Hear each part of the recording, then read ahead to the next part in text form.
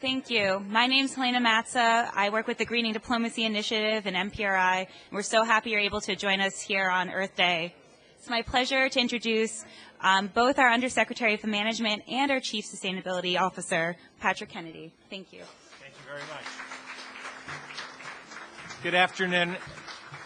Good afternoon, everyone. And on behalf of the Department and Secretary Kerry, happy Earth Day. I'm especially happy to be celebrating this year as this is the 45th anniversary of Earth Day and the 5th anniversary of our annual Green Diplomacy Initiative Awards. A special welcome to our university guests from Georgetown University, my alma mater, the University of California, and Carnegie Mellon's Heinz College, as well as some members of the press. And I thought I saw Christy Kenny here. Yeah, there she is, hiding behind a light.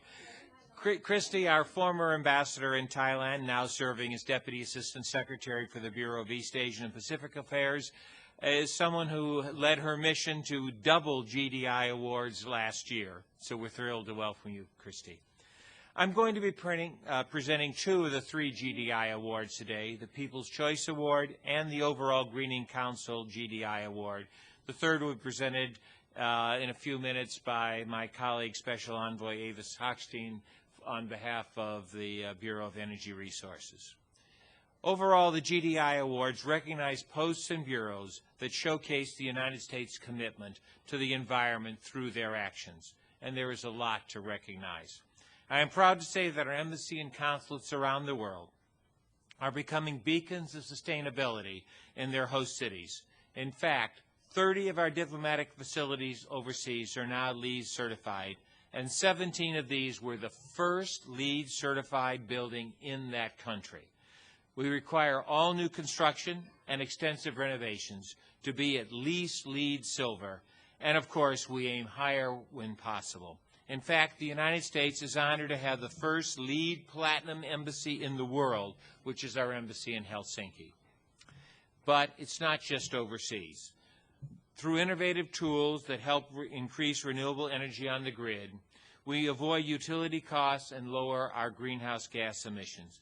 In fact, the building you're standing in actually receives the majority of its power through new sources of solar and wind energy from New Jersey and Pennsylvania. Looking overseas, we hope to advance similar tools with help from our private sector partners to realize similar benefits in energy and greenhouse gas savings, all while showcasing the United States' commitment to sustainable energy and increasing our own energy security. And I'm very excited to see what we'll be able to announce next year. It is that exciting background that underscores the importance of the work of our green teams around the world. The submissions for the GDI Awards this year were, simply put, incredible and highlight the dedication of our civil and foreign service colleagues. As one example, our embassy staff in Conakry, Guinea, negotiated a deal with the municipal government to obtain electricity instead of having to rely on diesel generators. The project alone will avoid $1.2 million in utility costs for the embassy while reducing greenhouse gas emissions and air pollution. And I'll remind you that all of this happened this past year when West Africa, including particularly Guinea, was dealing with the Ebola crisis. Over in Iraq, our consulate in Erbil has been facing an extremely trying situation, yet the consulate staff has been working hard to try to reduce their impact on the environment, and in a city without recycling services, the Council worked with the community to find a way to recycle 20,000 plastic water bottles each month. A couple of continents over in Australia, our embassy in Canberra continues to shine. It has won the Energy Star Award from the Australian Capital Territory for Canberra for 3 years in a row, and the green team there has put solar panels on 100% of the suitable U.S. government-owned properties. Our mission in Port Louis also became the proud owners of one of the first electric vehicles in Mauritius, avoiding fuel costs in an island nation where it's extremely expensive. Our green team efforts extend beyond the physical walls of our compounds as well. Our tri-mission in Rome, for example, partnered with Ugreen to use social media to induce behavior change for sustainability. Embassy Bogota hosted an environmentally friendly green race that raised funds to reforest the surrounding areas of Bogota. And in Phnom Penh, Ambassador Todd is a 25-member Ambassadors Youth Council, which works to promote environmental awareness in Cambodia through events and education. With enthusiasm and perseverance like this, even in less than ideal situations, you can see why I'm very, very proud of our foreign civil service colleagues. So while there are only 3 GDI awards, please know that all of your efforts are truly and greatly appreciated. We have much to celebrate, which is why I really mean when I say that the selection for the GDI Awards was extremely hard. The first award is the People's Choice Award, which is chosen by employee votes within the department. We had over 22,000 votes this year, and as near as we can tell, no one was rigging those numbers. However, as it has to be, only one could come out on top. And my congratulations to Mission India, the 2015 People's Choice Award winner. We think employees throughout that number in the 22,000, we think employees were struck by the mission-wide effort to contribute to a growing environmental awareness in India. The mission has seen several green teams and has the incredible Resource Conservation Unit, which identifies water and energy savings. The mission is reducing its energy and water consumption across all of its cities and in all of its cities, despite having a number of old buildings, including the 128-year-old consulate office building in Hyderabad. Congratulations again to Mission India, and thank you very much for your hard work. We have a representative, I think it's Atul Ketchup, the Deputy Assistant Secretary, here to accept the award. Atul, if you could please come forward. Congratulations. Thank you. Face the cameras.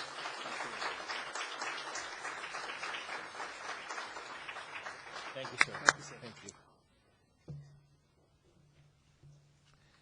And now we have our second award, the Greening Council's overall GDI Award, which is awarded by a vote of the Greening Council. The Greening Council is a body made up of the senior leadership across the department that meets quarterly to set and achieve sustainability goals. Again, the scores were very close, and we were very, very lucky to have had such strong submissions. But I'm proud to announce the winner this year is the one that embodies what it means to work hard to be green, even when it's not easy. Congratulations, Embassy Ouagadougou, Burkina Faso.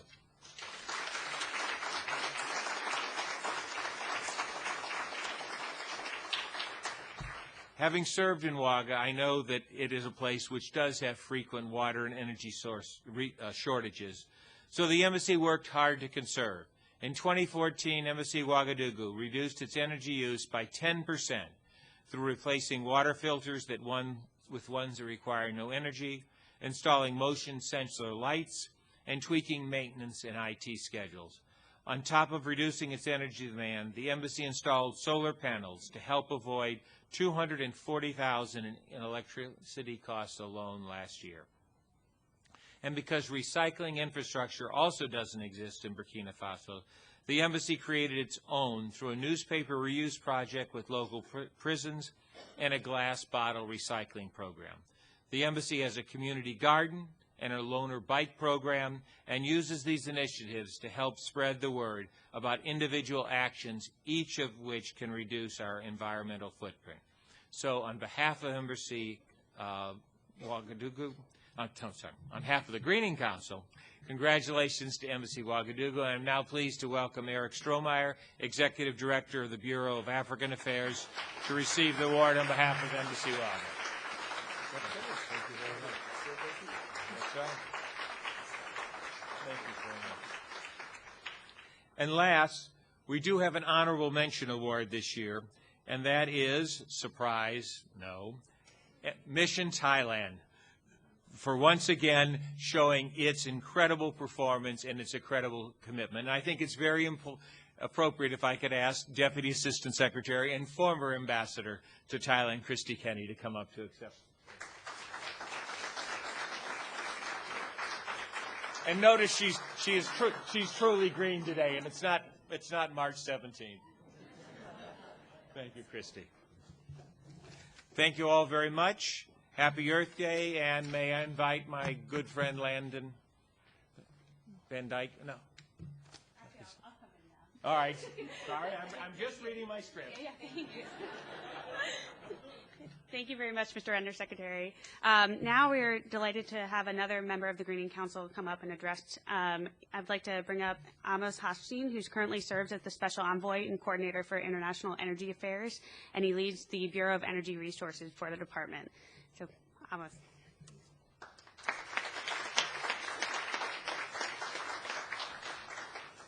Thank you, and I want to specifically thank Undersecretary Pat Kennedy, and because I think as we listen to his presentation that we just heard, it is an extraordinary achievement of what the State Department is doing under the leadership of Secretary Kerry, but in the implementation of Undersecretary Kennedy and the entire team of being able to make these kind of achievements and where we can really lead by example. As we talk about what's happening inside our embassies, I think it's important to note that the State Department is working extraordinarily hard on everything that's happening outside our embassies. And the Energy Resources Bureau, together with the rest of the building and our embassies, working shoulder to shoulder to show that what we're doing internally is what we really mean when we say we want to work towards a cleaner and more reliable access to power. If you look around the world at some of the initiatives that we've just taken and committed to just in the last couple of years, from Power Africa, where we are working to not only bring power to the more than 600 million sub-Saharan Africans who still do not have access to power, but we're not only working to bring access to power, we're working to do that in a clean and sustainable way. In the Caribbean, we just saw the President of the United States go to the Caribbean, to Jamaica, and to redouble our efforts and our commitment to the initiative that was announced by Vice President Biden in the Caribbean Energy Security Initiative, an initiative that is being implemented by the State Department here in Washington and our embassies across the Caribbean, which will, for the first time in decades, work to take our Caribbean allies and friends off of their reliance on fuel oil, on dirty fuel oil, and onto what they should be doing is connecting themselves and relying on renewable sources of solar, of wind, of geothermal, of natural gas, and thus not only freeing themselves from dirty fuel oil, but also from political dependence on one single supplier. And the same is true across Central America. As we work to implement an initiative by the President of the United States to connect the Americas 2022, it's the State Department that's working through our embassies and our different bureaus here to lead the effort to interconnect from the United States all the way down to Colombia, our grids and our resources, which will lead to additional economic diversity, economic activity, and most of all, a cleaner future in Central America. But it's not only in these kinds of areas that are in need. Even oil-producing countries, if you look at what is happening in the UAE, Undersecretary Kennedy mentioned Iraq. This is the work that we are doing across the region, where oil-producing countries are now making investments in the billions of dollars in cleaner energy, in renewable energy, understanding that that is where the future lies. And in Asia, where across ASEAN and working with our embassies there, we are now doing workshops that the United States State Department is leading, workshops for countries throughout the region, Southeast Asia, to do exactly the effort that Undersecretary Kennedy talked about, greening buildings, how to work on a better and more sustainable future, and specifically through efficiency. So with that, I want to thank again the GDI Award the recipients of the award and congratulate them. Thank you again to Undersecretary Kennedy, and happy Earth Day.